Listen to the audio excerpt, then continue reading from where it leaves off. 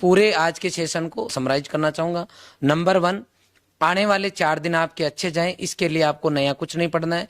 जो आपके पास कंटेंट है, जो आपने पढ़ा है, जो कोई आपने टेस्ट दिए, उन्हीं को आप सरसरी तौर से नजर से निकालते रहे और रखते जाएं।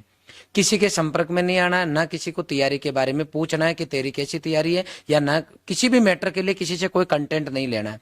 शांति से आपके दिन निकल जाएंगे, आराम से आपको सोना है, मस्त रहना है, सेंटर पे टाइम पे पहुंच जाना है, टाइमिंग का ध्यान रखना है, जो सेंटर के ऊपर मंगाए गए डेटा है वो आपको पूरे लेके जाना है। जैसे आपका एडमिट कार्ड हो गया, उसके साथ में एक फोटो भी लेके जाना है, यह आपको विशेष ध्यान रखना है। सेंटर पे पहुंच के कई जगह सेंटर ऐसी जगह आता है जहाँ पानी नहीं मिलता, पानी की बोतल साथ में लेके जाना है, कुछ खा के जरूर जाना है, भूखे पेट अच्छा पेपर नहीं दे पाओगे। फिर आप अंदर चले जाओगे, पेन साथ में लेके जाना है। अंदर जाते ही आप अपने इष्ट को याद करते हुए शांति से बैठ जाएंगे। आपने आज तक जो अच्छी चीजें की उनको याद करो, मस्त रहो। उसके बाद में आपके हाथ में ओमार आएगी। ओमार भरते वक्त जल्दबाजी नहीं करनी है, गुरुजी ने बता दिया, शांति से भरना है। ओमार भरते वक्त अगर कोई गलती कर दी आपने एंट्रीज में, तो फिर आपके टेंशन होगी, इसलिए उस काम को अच्छे से कर ले। फिर आपका आएगा पेपर हाथ में। पेपर चाहे कैसा भी क्यों ना हो, ध्यान रखना लड़ाई आपको जीतनी है। ये युद्ध है आपके और पेपर के बीच में, ये युद्ध होने जा रहा है। इस युद्ध में वही जीतता है जिसका कॉन्फिडेंस हाई होता है। तो आपको पहले ही ये प्रेयर करके जाना है, आज तक जो पेपर दिए वैसे ही देना, इसको सीरियस लेना ही नहीं। आपको यूं है कि रॉयल में नॉर्मल पेपर देने जा रहे हैं, नॉर्मल करके आना है, और वहां कैसी भी सिचुएशन क्यों ना हो, पेपर को आपके ऊपर हावी नहीं होने देना है। कॉन्फिडेंस हमेशा हावी होना चाहिए, पेपर पे आप जो है हावी होनी चाहिए। तो आप जैसा भी पेपर आए करना स्टार्ट करना है, पहले क्वेश्चन से करना है। इजी इजी जो क्वेश्चन आए, इजी का मतलब यह है जिसका आपको आंसर आए या फिर लेंथ में छोटा हो, उनको पहले पहले कर लेना है। चाहे पूरे पेपर में से वो 40 ही क्वेश्चन हो, सबसे पहले वो करके जैसा सोनू सर ने बताया ओमार में भर देना है। जो बड़ा क्वेश्चन हो या छोटा क्वेश्चन था लेकिन बिल्कुल नहीं आ रहा, पढ़ा ही नहीं कभी, उसके क्रॉस मारना है। और जो बड़ा क्वेश्चन था उसका गोला मारते हुए, कंफ्यूजन वाला उसके गोला मारते हुए आगे बढ़ना है। आपको पहला क्वेश्चन राइट करते हुए ओमार में भर देना। फर्स्ट राउंड, सेकंड राउंड में जो गोले किए वो करना, और थर्ड राउंड में अगर टाइम मिले तो आपको क्रॉस वाले करना है। यह आपका हो गया ओमार में। ओमार फर्स्ट राउंड में आप जो जितने किए पूरे करने, सेकंड राउंड में जो करो क्वेश्चन करो ओमार में उतारो, क्वेश्चन करो ओमार में उतारो। इस तरीके से आपको ओमार भर देनी है। पूरा पेपर चाहे कैसे भी आए, हो सकता है शुरुआत के 5 क्वेश्चन नहीं आए, हो सकता है शुरुआत के 5 क्वेश्चन आपको आ जाए। शुरुआत के 5 क्वेश्चन आ गए, कई बच्चे ये पाल लेते हैं कि पेपर तो बिल्कुल ही यूं ही है, मैंने तो यूं ही मेहनत की, ऐसा इतना इजी पेपर आता तो मैं 3 महीने तैयारी कर लेता। क्यों भाई, आपने अगर 5 क्वेश्चन कर लिया इसका मतलब गारंटी है कि पीछे 95 बिल्कुल ईजी है। इसको बोलेंगे ओवर कॉन्फिडेंस। ओवर कॉन्फिडेंस में बच्चा आएगा, सिल्ली मिस्टेक करेगा, उसकी नैया डूब जाएगी।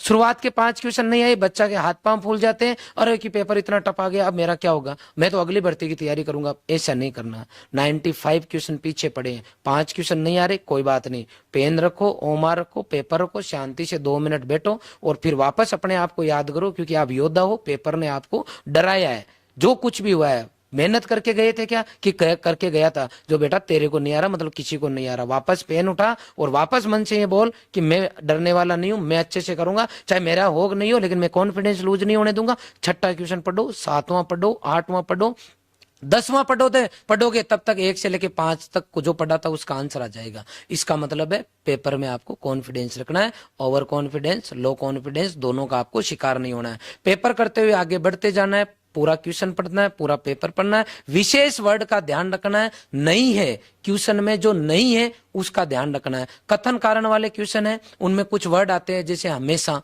तो आप उसको देखो भाई ये क्या लिंक कर रहा है, ऐसे कुछ वर्ड है उनका पर्टिकुलर ध्यान रखो। को वर्ड आ गया इसका मतलब वहां कुछ किंतु परंतु है। कई बार बच्चा दिमाग में कुछ और पढ़ता है और उसका पूरा ध्यान नहीं देता, जो सिली मिस्टेक होती है उसको प्लीज आप रिपीट नहीं करें। पूरा पेपर में टाइम रहता है हमारे पास, आप ध्यान रखें, हड़बड़ाटी नहीं करें। ऐसे करते हुए आप पेपर में जाएंगे, पूरा पेपर आपका बहुत अच्छा होगा।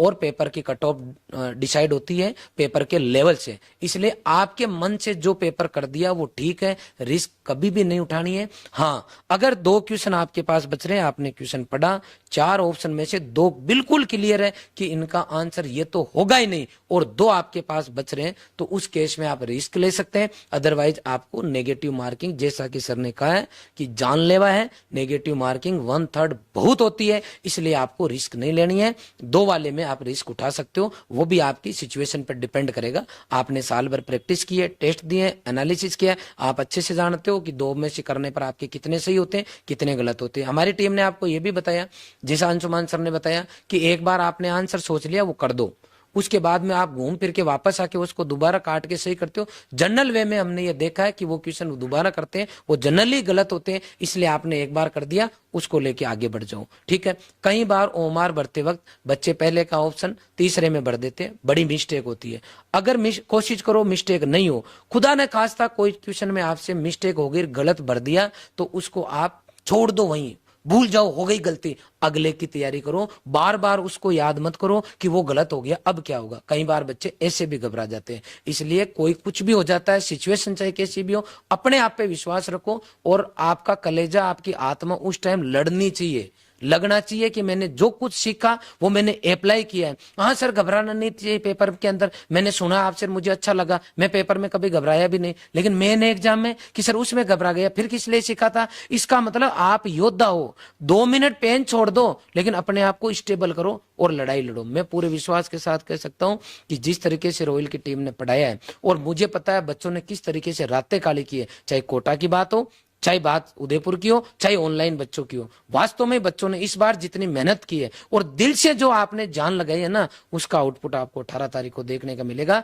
बशर्ते आपको टेंशन नहीं लेनी है, अपने आप पर विश्वास रखना है। पुनः मैं हमारी पूरी टीम को बधाई दूंगा कि इतने बैच होने के बावजूद समय पर कोर्स कराया, समय पे बच्चों को रिवीजन का टाइम दिया, 30 टेस्ट लिए, एक से बढ़ के एक टेस्ट लिए, और कोई भी बच्चा पूरे राजस्थान के अंदर, मैं पहले भी कहा था, मैंने जब डब्ल्यू का पेपर हुआ था तब भी, कि आरएस का पेपर आउट ऑफ पैटर्न आया था। इसलिए हम उसी दिन से तैयार हो गए थे कि रॉयल का बच्चा जिस दिन भी पेपर देने जाएगा, उस दिन उसको ये लगना चाहिए कि वास्तव में हमने हर तरीके की प्रैक्टिस की है। उस दिन से हमने प्रैक्टिस कराना चालू किया। हम इस बात को बहुत अच्छे से जानते हैं कि एग्जाम 10+2 लेवल का है, लेकिन 4th ग्रेड का पेपर था, वो भी इसी लेवल का था, पेपर टफ दिया था। इसलिए हमने आपको 30 पेपर के अंदर लगभग 24 पेपर में टफ की प्रैक्टिस कराई, क्योंकि इजी की प्रैक्टिस आप बचपन से करते आए हो।